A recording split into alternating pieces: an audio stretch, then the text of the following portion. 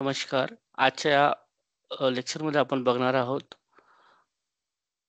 की जे काही ई-ऑफिसचं पोर्टल आहे डॅशबोर्ड, त्यावरती जे मॉड्यूल्स आपल्याला व्हिजिबल असतात. फॉर एक्झाम्पल आता बघा आपल्या स्क्रीनला आलेलं आहे E-file system, note, notice board किंवा मेल. तर हे जे 4 मॉड्यूल्स आहेत, हे आपल्याला याच्या व्यतिरिक्त अजून ॲडिशनल दुसरे मॉड्यूल्स बघायचे असेल तर, ते कशा पद्धतीने ते सेट करता येतात. तर यामध्ये काय-काय पर्याय आहेत ते आपण आधी बघून घेऊयात. तर ते पर्याय बघायचे असेल, जे आपल्याला स्क्रीनला सेट करता येतात, तर त्याकरिता आपल्याला जावं लागणार. इथं बघा हे सेटिंगचे ऑप्शन दिलेलं आहे. या टॅबवरती क्लिक केल्यानंतर तुम्हाला हा इंटरफेस येईल, राइट? सेटिंग्सवरती क्लिक केल्यानंतर इथं हा सेटिंग्सला टॅबवरती क्लिक करा, तर तुम्हाला हा इंटरफेस बघायला मिळेल. तिथं आल्यानंतर बघा, जे 4 मॉड्यूल आता तुम्ही स्क्रीनवरती बघत आहात, e-file system, mail, notice board आणि नोट, राइट? तर ह्या ऑप्शनमध्ये तुम्हाला काही चेंजेस करायचे असेल, तर नक्कीच तुम्हाला या ऑप्शनमध्ये अदर ऑप्शन टिक करायचे आहेत. फॉर एक्झाम्पल आता यामध्ये मला नोट रिमूव्ह करायचं असेल, मिनिमम आपण 1 इथं सिलेक्ट करू शकताय. मॅक्सिमम 4चं लिमिट दिलेलं आहे. तर यामध्ये मी सोशल मीडिया हा एक ॲड करत आहे आणि त्याचबरोबर mail, right? File, social media आणि नोटीस बोर्ड ह्या 4 गोष्टी मला माझ्या स्क्रीनला बघायच्या असतील, तर मी आता ते सिलेक्ट केलेलं आहे.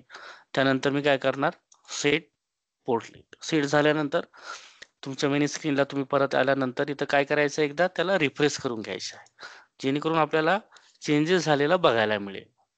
जे सुरुवातीला 4 डिफरंट मीडिया होता, राइट? राइट. आता बघा इथं आपल्याला मीडिया गॅलरी जे ॲडिशनली आधी नोटचं ऑप्शन होतं इथं. आता हे मीडिया गॅलरी, फाईल, मेल आणि नोटीस बोर्ड अशा प्रकारे ह्या 4 गोष्टी आपल्या स्क्रीनला बघायला मिळत आहेत. तर अशा प्रकारे काही सेटिंग्ज तुम्हाला सेट करता येतात, जे त्याचं मॅपिंग इथं दिलेलं आहे. त्याचबरोबर तुमचं जे ई-ऑफिसचं लॉगिन पोर्टल आहे, ते एखाद्या वेळेला एखाद्या वेगळ्या लोकेशनवरून ॲक्सेस झालं असेल किंवा तुमचं पासवर्ड युजरनेम पासवर्ड जे असेल ऑलरेडी शेअर केलेलं असेल, राइट, कुणाला तरी आणि ते वारंवार वापरत असेल, तुम्हाला माहिती न करता, तर त्यावर तुम्ही चेक करू शकता किंवा लॉग चेक करू शकता. त्याकरिता इथं फंक्शनिंग दिलेलं आहे. तर त्याकरिता सेम सिनॅरिओज सेटिंग्सवरती जायचं आहे. त्यानंतर तुम्हाला हा इंटरफेस येईल. आल्यानंतर इथं बघा टीम ॲक्टिव्हिटी लॉग अशा प्रकारचं एक ऑप्शन दिलेलं आहे. त्यावरती जायचं आहे. जेणेकरून तुम्हाला जे काही सिस्टम जे तुमचं ई-ऑफिसचं लॉगिन आहे, ते एखाद्या डिफरंट कॉम्प्युटर लोकेशन लॉगिनवरून झालं असेल किंवा होत असेल वारंवार, तर ते तुम्हाला इथं ट्रॅक करता येतो ह्या आय-पीच्या माध्यमातून. त्याचबरोबर कुठल्या तारखेला लॉगिन झालेलं आहे, कुठल्या ब्राउझरवरून आणि कुठल्या सिस्टमवरून, विंडोज आहे, लिनक्स आहे आणि काय युजरचं नाव असेल जे लॉगिन होतात सिस्टमला, राइट? तर अशा प्रकारे तुम्ही ट्रॅक करू शकताय तुमचं ई-ऑफिसचं लॉगिन पोर्टल, जेणेकरून तुम्हाला तुमच्या सिस्टम ॲक्सेसबद्दल माहिती किंवा अवेअरनेस असणार.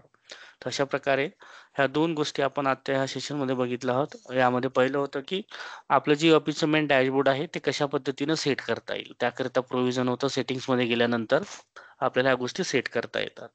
त्या व्यतिरिक्त मी आता जे सेकंड ऑप्शन सांगितलं होतं, त्यामध्ये महत्त्वाचं होतं, की तुमचं सिस्टम जेव्हा लॉगिन होत असेल एखाद्या डिफरंट लोकेशनवरून, जेणेकरून ते तुम्हाला माहिती नसेल, तर तुम्हाला ते ट्रॅक करता येतं, ज्यामध्ये आपल्याला आय-पीच्या मदतीनं ते चेक करता येतं.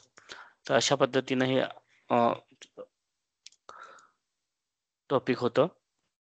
ते आता आपण बघितलं. हां.